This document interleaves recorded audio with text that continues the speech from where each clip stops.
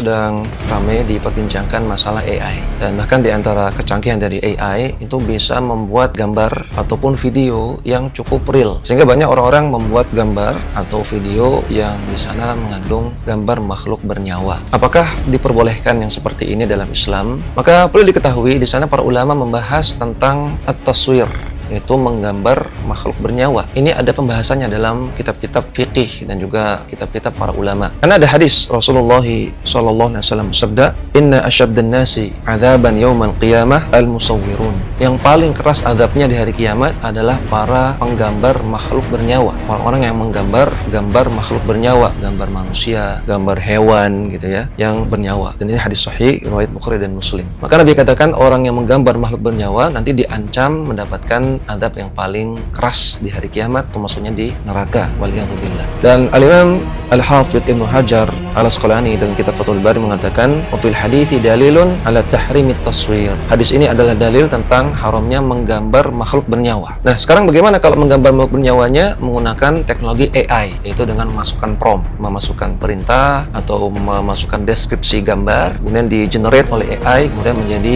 gambar. Nah, kalau gambar yang dihasilkan itu gambar makhluk bernyawa, maka tetap saja tidak boleh walaupun dengan cara menggunakan AI, di-generate oleh AI. Karena hakikatnya sama, hakikatnya adalah menggambar, yang menggambar makhluk bernyawa. Dan Al-Imam Ibnu Qayyim rahimahullahu taala beliau mengatakan, "Fasyari'atu la tufarriqu baina mutamathilaini albattata." Syariat tidak membeda-bedakan dua hal yang semisal, dua hal yang sama sekali. Wala tusawwi bainal mukhtalifaini, dan syariat tidak menyamakan dua hal yang berbeda. Kemudian kata beliau, "Wala tubihu ma mafsadatuhu musawiyatun lima harramathu." Dan syariat tidak membolehkan perkara yang mafsadahnya sama dengan apa-apa yang telah diharamkan oleh syariat. Ketika syariat mengharamkan menggambar makhluk bernyawa, sedangkan kalau orang menggambar makhluk bernyawa dengan AI, mafsadahnya sama.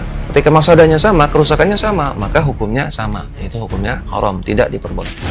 Saya pernah ditanya seorang ilmuwan, "Pak Bahak, kenapa Islam itu harus ada sanad? Kita kan orang cerdas, kan bisa berpikir sendiri, ngapain nunggu pikirannya orang-orang?" Gitu. Terus saya bilang, agama itu agamanya Allah dan Rasul. Kalau pikiran kamu namanya agama kamu, bukan pikiran agama, kata saya. Kalau kamu punya pikiran, yang namanya pikiran kamu, tidak agama. Kalau agama itu harus bersanad. Jadi pikirannya Mbak Hashim sama dengan pikirannya Mbak Mahfud pikirannya sama dengan Said Abi Bakar Sato sama dengan Sayyid Zaini Dahlan, dan seterusnya sampai logika itu sampai Rasulullah Shallallahu Alaihi Wasallam. Membuat makhluk bernyawa yang dilarang, bahkan dia membuatnya sangat mirip dengan manusia. Yang tidak mirip saja diharamkan, apalagi yang mirip-mirip sedikit aja diharamkan, apalagi ini mirip benaran. Itu akan dikatakan kepadanya, hidupkan siapa yang kamu cipta pada hari kiamat. Itu adalah hal yang diharamkan, tidak diperbolehkan. Iya, karena memang asalnya digambar kemudian dibuat. Itu beda dengan foto ya. Foto itu dari sudut terjadinya, terbentuk gambar. Itu beda dengan proses di teknologi AI. Jadi itu harus dibedakan dua hal. Kalau di foto itu sebagian ulama masih ada yang membolehkan karena tidak dianggap menggambar oleh mereka. Walaupun banyak dari ulama kita tidak memperbolehkan, dan kita lebih hati-hati. Ya, semoga Allah memberi taufik. Anda harus tahu ini muridnya siapa, terus kesananya kemana. Jadi pembentengan akidah di akhir zaman ini yang terpenting adalah mengembalikan manhaj talaqi, belajar dengan guru sejelas, bukan dari Ustadz YouTube. Kecuali Anda memang sudah kenal Ustadznya, baru Anda sambung secara pribadi ilmu, baru Anda mengambil ilmu YouTube-nya, maka itu namanya kayak kitab YouTube-nya itu. Sudah kenal Imam Ghazali, lalu kita belajar ilmunya Imam Ghazali. Sekarang yang jadi masalah, Anda mencari masalah liar, browsing internet, ada permasalahan. Siapapun yang nongol, Anda baca, Anda dengar. Itu liar, namanya bahaya. Anda tidak pernah tahu siapa orangnya, Anda dengar kalimatnya. Itu bahaya. Jangan sok, yang penting kan kita ambil baiknya. Awal kesombongan, kepleset itu karena tidak hati-hati kan itu ya. Kalau sudah tahu licin kan hati-hati. Wah, ini gaya sok cerdas, yang penting kan kalimatnya baik. Hati-hati. Kalau kalimat baik muncul dari orang yang tidak berakidah baik, lihat, itu baiknya 5, nanti satunya yang ke-6 tidak baik, Anda telan juga yang tidak baik. Makanya berguru itu penting. Kepada siapa Anda ngaji? Guru Anda siapa? Biarpun mungkin secara dohir guru Anda tidak terlalu alim, tapi kan dia ilmunya jelas.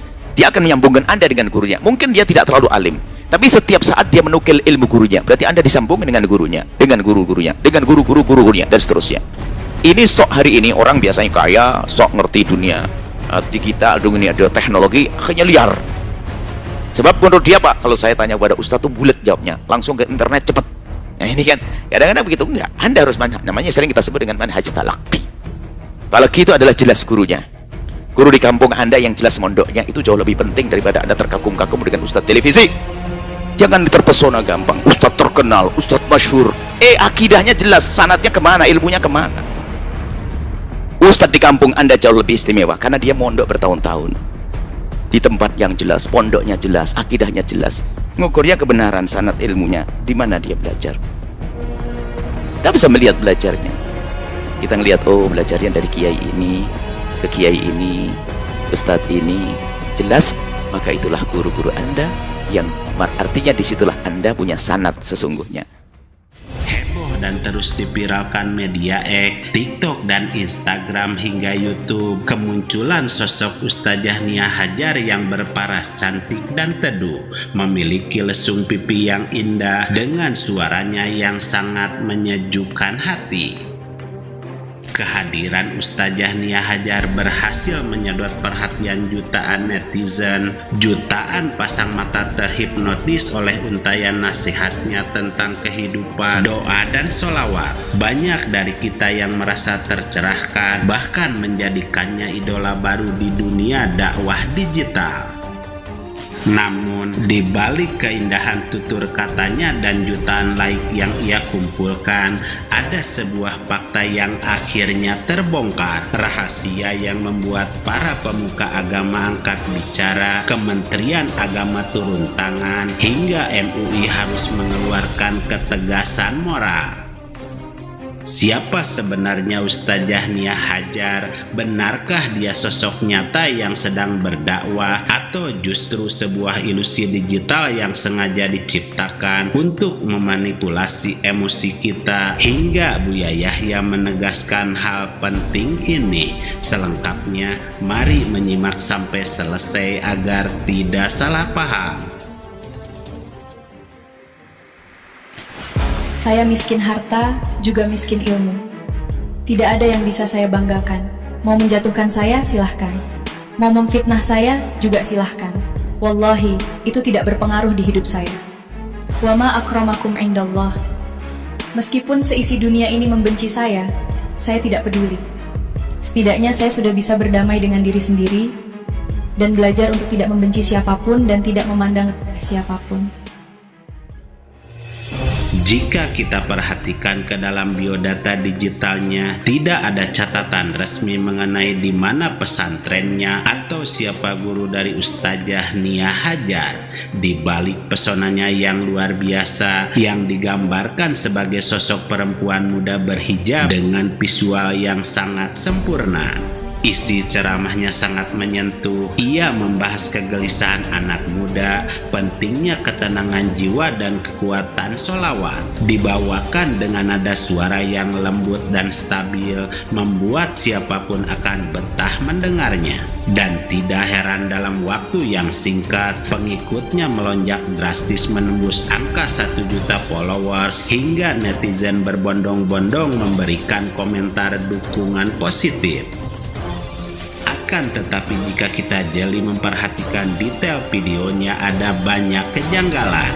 Pertama, pola suaranya terdengar terlalu stabil tanpa adanya jeda napas alami manusiawi. Kedua, gerakan bibir dan kedipan matanya menunjukkan sinkronisasi yang agak kaku. Dan yang paling fatal adalah kesalahan pada teks visualnya. Sistem seringkali keliru menampilkan penulisan teks Arab, susunan ayat Al-Quran, hingga salah membaca harkah. Dan fakta mengejutkan terungkap, Ustazah Nia Hajar bukanlah manusia. Dia adalah karakter artificial intelligence atau AI. Konten ini dibuat oleh kreator anonim yang memanfaatkan alat kecerdasan buatan demi mendulang traffic dan pengikut secara instan. Dan begitu keasliannya terungkap hingga menuai kontroversi, sang pembuat langsung mengunci akun tersebut menjadi private. Fenomena viral ustazah artifisial ini langsung memicu gelombang kritik dari para tokoh Islam di Indonesia. Direktur Urusan Agama Islam Kemenag RI, Tobib Al-Asyar, langsung mengingatkan kita semua untuk selalu melakukan verifikasi. Kemenag menegaskan bahwa teknologi sejatinya hanyalah alat bantu dan AI tidak akan pernah bisa menggantikan posisi ulama atau mubalik asli di dunia nyata. Ada risiko besar terjadi salah interpretasi teks suci jika kita bersandar pada algoritma. Hingga akhirnya MUI melalui Kiai Kholil Nafis memberikan catatan dan ketegasan moral yang sangat mendasar terkait hal ini. MUI menegaskan bahwa dalam tradisi Islam, belajar agama tidak bisa dipisahkan dari konsep sanad, yaitu mata runtun keilmuan yang jelas dari guru yang bersambung hingga ke Rasulullah Shallallahu Alaihi Wasallam. Anda itu kalau belajar itu harus ada guru yang jelas. Biarpun bukan masalah riwayat hadis. Guru yang jelas, Anda harus tahu ini muridnya siapa, terus kesananya kemana. Jadi pembentengan akidah di akhir zaman ini yang terpenting adalah mengembalikan manhaj talaqi. Belajar dengan guru sejelas, bukan dari Ustadz YouTube. Kecuali Anda memang sudah kenal ustadznya, baru Anda sambung secara pribadi ilmu, baru Anda mengambil ilmu YouTube-nya. Maka itu namanya kayak kitab YouTube-nya itu. Sudah kenal Imam Ghazali, lalu kita belajar ilmunya Imam Ghazali. Sekarang yang jadi masalah, Anda mencari masalah liar, browsing internet, ada permasalahan. Siapapun yang nongol, Anda baca, Anda dengar. Itu liar, namanya bahaya. Anda tidak pernah tahu siapa orangnya, Anda dengar kalimatnya. Itu bahaya. Jangan sok, yang penting kan kita ambil baiknya. Awal kesombongan. Kepleset itu karena tidak hati-hati kan itu ya. Kalau sudah tahu licin kan hati-hati. Wah, ini gaya sok cerdas. Yang penting kan kalimatnya baik. Hati-hati. Kalau kalimat baik muncul dari orang yang tidak berakidah baik, lihat. Itu baiknya 5, nanti satunya yang ke-6 tidak baik, Anda telan juga yang tidak baik. Makanya berguru itu penting. Kepada siapa Anda ngaji? Guru Anda siapa? Biarpun mungkin secara dohir guru Anda tidak terlalu alim, tapi kan dia ilmunya jelas. Dia akan menyambungkan Anda dengan gurunya. Mungkin dia tidak terlalu alim, tapi setiap saat dia menukil ilmu gurunya, berarti Anda disambungkan dengan gurunya, dengan guru-gurunya, dengan guru-gurunya, dan seterusnya. Ini sok hari ini orang biasanya kaya, sok ngerti dunia digital, dunia teknologi, akhirnya liar. Sebab menurut dia, Pak, kalau saya tanya kepada Ustadz tuh bulat jawabnya, langsung ke internet cepet. Nah ini kan kadang-kadang begitu. Enggak, Anda harus namanya sering kita sebut dengan manhaj talaqi. Talaqi itu adalah jelas gurunya. Guru di kampung Anda yang jelas mondoknya itu jauh lebih penting daripada Anda terkagum-kagum dengan Ustadz televisi. Jangan terpesona gampang, Ustadz terkenal, Ustadz masyhur. Akidahnya jelas, sanadnya kemana, ilmunya kemana. Ustadz di kampung Anda jauh lebih istimewa karena dia mondok bertahun-tahun di tempat yang jelas, pondoknya jelas, akidahnya jelas, ngukurnya kebenaran sanad ilmunya, di mana dia belajar. Kita bisa melihat belajarnya. Kita ngelihat, oh belajarnya dari kiai ini ke kiai ini, ustadz ini, jelas, maka itulah guru-guru Anda yang artinya disitulah Anda punya sanad sesungguhnya.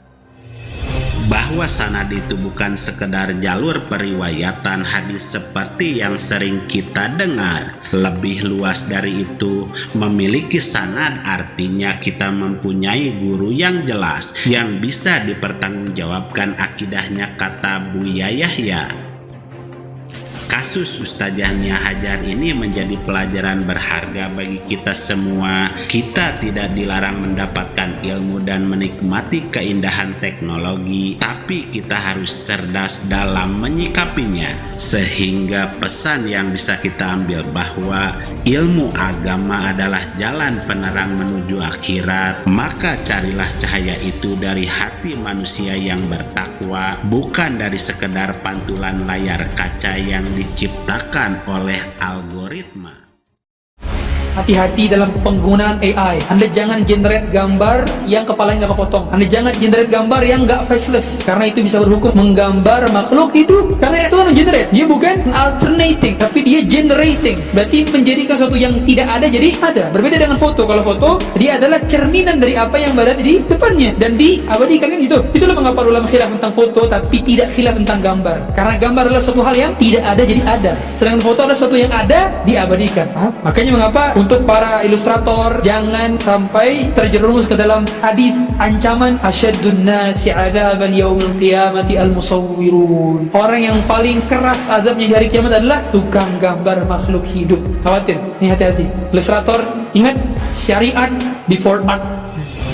Jika kita mengintip cuplikan videonya, wajar jika publik jatuh hati. Ia digambarkan sebagai sosok perempuan muda berhijab dengan visual yang mendekati kesempurnaan estetika. Kita sepakat bahwa ceramahnya mengajarkan banyak pesan-pesan kebaikan. Isi ceramahnya yang sangat menyentuh dan relate dengan generasi muda. Ia mengupas tuntas soal kegelisahan jiwa, pentingnya ketenangan batin, hingga dahsyatnya kekuatan ajakan kebaikan, dibawakan dengan nada suara yang tenang dan stabil. Namun jika kita menatap lebih jeli dan melepaskan sejenak bias kekaguman itu, ada riak-riak kejanggalan yang mulai tampak di permukaan. Kesempurnaannya yang tidak manusiawi, wajahnya terlalu simetris, murah senyum dan terlampau sempurna untuk ukuran manusia biasa. Gerakan berbeda dengan ritme kedipan mata, senyuman dan sinkronisasi gerakan bibir saat berbicara menyiratkan sebuah kekakuan yang tidak alami. Dan kesalahan yang paling krusial adalah kegagalan visualisasi pada teks. Sistem kerap keliru menampilkan penulisan teks Arab, susunan ayat Al-Quran, bahkan salah dalam melafalkan harkat. Hingga akhirnya sebuah fakta mengejutkan terkuak ke permukaan. Ustazah Nia Hajar nyata secara visual, namun fiktif secara eksistensi. Ia bukanlah manusia, ia adalah karakter artificial intelligence atau AI dari hasil racikan kreator hebat yang memanfaatkan kecanggihan teknologi kecerdasan buatan. Fenomena ini menyentuh ranah sensitif dalam hukum Islam, khususnya mengenai batasan visualisasi makhluk bernyawa. Disinilah para tokoh agama memberikan pencerahan, salah satunya lewat sudut pandang Buya Yahya. Islam tidak melarang memajukan teknologi atau maju di bidang teknologi apapun. Islam asasnya juga asas ilmu. Ayat yang pertama turun, iqra, baca, pelajari. Akan tapi semuanya ada rambu-rambunya, dan rambu-rambu tidak akan membatasi. Kalau dalam Islam urusan surah, gambar yang disepakati keharamannya yang tidak diperdebatkan para ulama, kan ada 5 hukum gambar. Surah yang disepakati adalah surah mujassadah, surah berbentuk. Kalau lukis berbentuk dari yang bernyawa. Sesuatu yang berbentuk, yang bernyawa itu disepakati. Tidak ada khilaf di antara para immah tentang keharamannya. Ini yang pertama. Ada satu gambar, biarpun patung, sepakat kehalalannya. Patung dari sesuatu yang tidak bernyawa. Patung pohon, patung bunga, patung ini. Jelas itu hukumnya. Adapun dari lukisan, dari binatang atau sesuatu yang bernyawa, di situ khilaf di antara immah. Karena bukan sesuatu yang berbentuk. Gambarannya, kalau ditiupkan roh nggak akan bisa hidup, karena ada bukan berbentuk.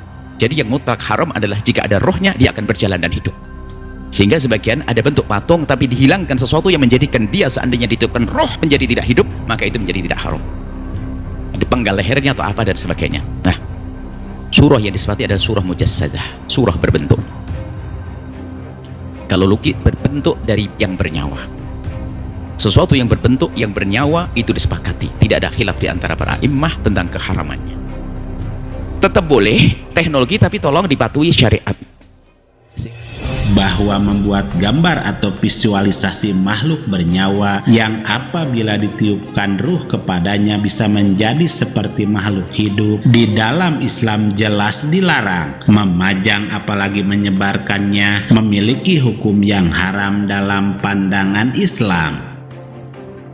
Meskipun tanggapan Buya Yahya tersebut adalah dakwah yang bersifat umum dan tidak mengomentari sosok Ustazah Nia Hajar secara langsung, namun benang merahnya sangat jelas. Ini adalah warning bagi kita semua untuk lebih berhati-hati dalam menyerap informasi.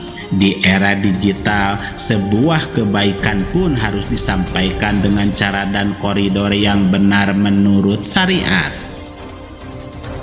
Fenomena viral Ustazah Nia Hajar adalah pelajaran berharga bagi kita. Di era modern, kita tidak dilarang merayakan kemajuan teknologi, pun tidak dilarang memetik ilmu dari mana saja, namun kita dituntut untuk memiliki kedewasaan berpikir dan kecerdasan spiritual dalam menyikapinya. Sehingga pesan yang bisa kita ambil bahwa kebenaran tidak hanya butuh disuarakan dengan indah, ia juga butuh dipijakan pada landasan yang nyata. Jangan sampai kita terpesona oleh bayangan hingga lupa mencari esensi dari sang pemilik cahaya.